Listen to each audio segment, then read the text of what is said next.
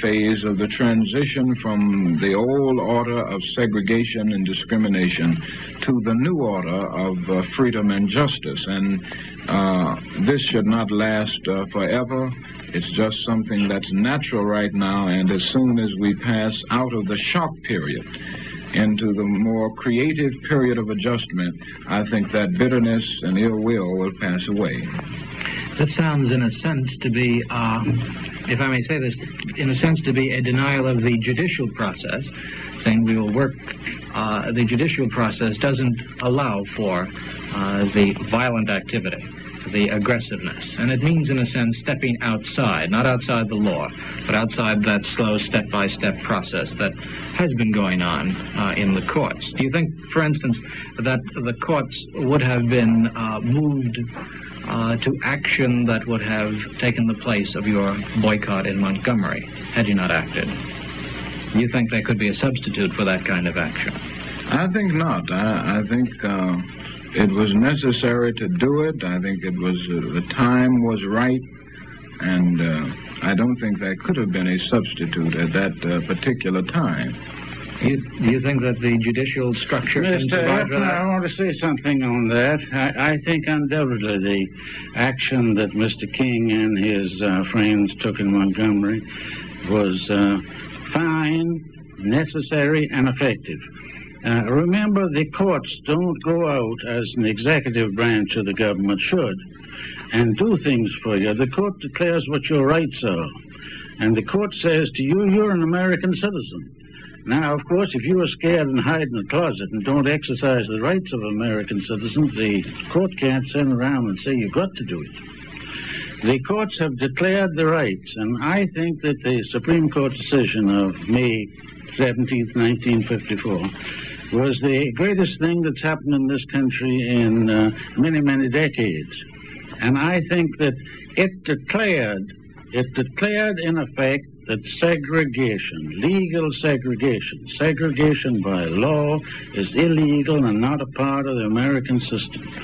And all the people, the big people and the little people throughout this land have awakened to the fact that they have a right. Now remember this, it's not a matter of giving rights. Rights aren't given. The right to vote isn't given to you. It's yours, and it belongs to you. And the Negro people are beginning to realize that they are ordinary human beings and American citizens, and they have these rights.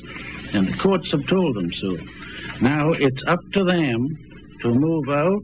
They haven't got to go out with guns and bombs and bayonets, but they've got to go out with determination and courage and steadfastness, like this man Luther King has done, and say, here am I, and I stand here on my rights. And it's going to prevail, it's got to prevail, and it can't be beaten if we have enough of them who are steadfast enough. When they begin to compromise and sell out on principle, then they're gone. Now, it's a matter of strategy is to keep a complete, solid front. There may be tactics as to whether you want to make bus cases first, or school cases, or railroad cases, or things of that kind. Those are minor details, but the strategy is you must never surrender any of the rights you've gained, and you must look forward to the attainment of full equality. Well, I know that's your strategy. What about future tactics?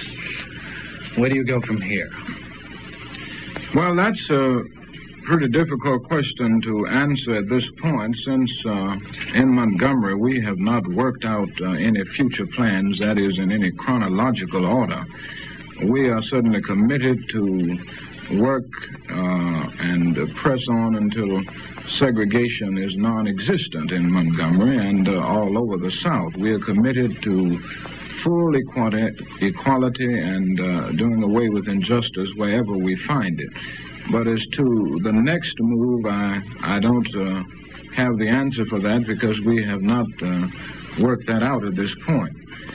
We, I guess, have been so involved in the bus situation until we have not had the real time to sit down and think about next moves. But in a general sense, we are committed to achieving first-class citizenship in every area of life in Montgomery and throughout the southern community. Well, to what extent, this is the question that has occurred to me, I wondered to what extent the judicial decision of May 1954 stimulated a greater feeling of self-respect amongst Negroes and intensified in them a willingness to assert their demands. I think it had a tremendous impact and influence on the Negro and bringing about this new self-respect. I think it certainly is one of the major factors, not the only. I think several other forces and historical circumstances must be brought into the picture. The fact that circumstances made it necessary for the Negro to travel more, so that his rural plantation background was gradually supplanted by a more urban industrial life. Illiteracy was gradually passing away, and with the growth of the cultural life of the Negro, that brought about new self-respect and economic growth, and also the tremendous impact of the world situation, with people all over the world seeking freedom from colonial powers and imperialism. These things all came together, and then with the decision of May 17, 1954, we gained the culminating point. That, it seems to me, was the final point which came and to bring all of these things together, and that gave this new Negro a new self-respect, which we see all over the South and all over the nation today. Well, if this was a final point, in a sense, a culminating point, why do you ask now for another act on a national level, an act, let's say, on the part of the president for a speech in the South? Why is this so important?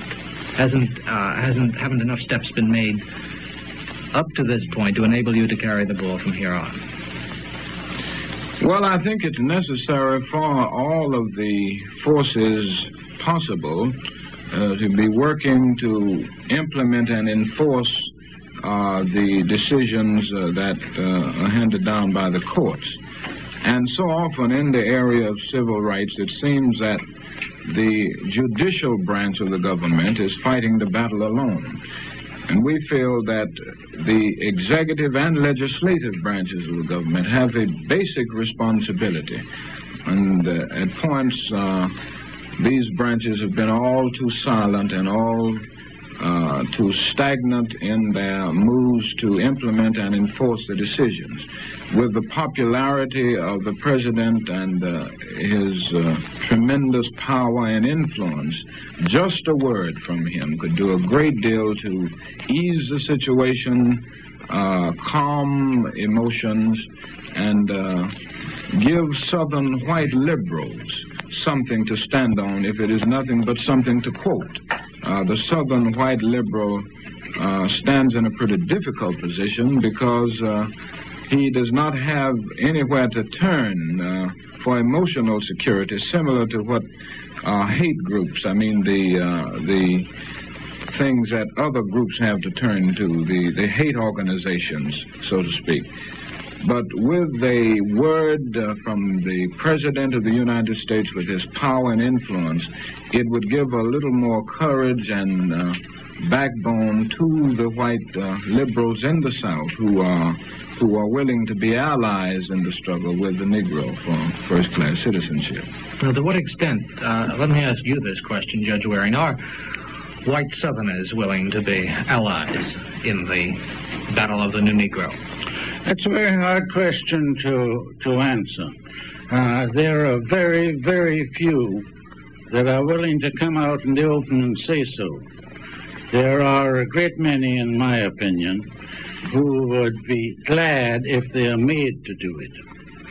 I think that there are lots of people